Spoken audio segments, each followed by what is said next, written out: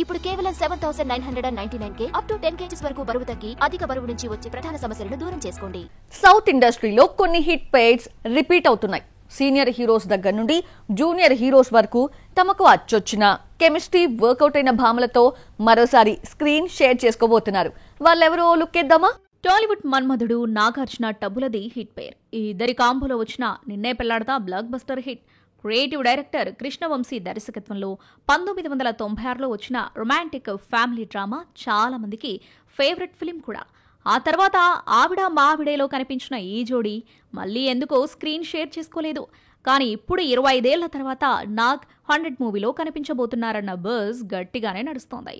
తమిళ దర్శకుడు కార్తిక్ దర్శకత్వంలో రీసెంట్లీ పట్టాలెక్కిన ఈ ఫిలింలో చైతు అఖిల్ కూడా గెస్ట్ అపీరెన్స్ ఇవ్వనున్నారట.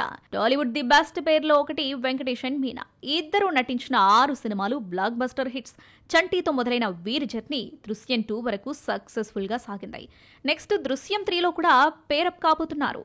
ఇప్పటికే దృశ్యం 3 మలయాళ వర్షన్ ఆల్రెడీ పట్టాలెక్కగా త్వరలోనే తెలుగు వర్షన్ కూడా స్టార్ట్ చేయబోతున్నాడు దర్శకుడు జీతు జోసెఫ్. రజనీకాంత్ రమ్యకృష్ణ ఈ జోడీ నీలాంబరి నరసింహగానే తెలుసు. ఈ కలవని జంట కలిపేశాడు నెల్సన్ దిలీప్ కుమార్.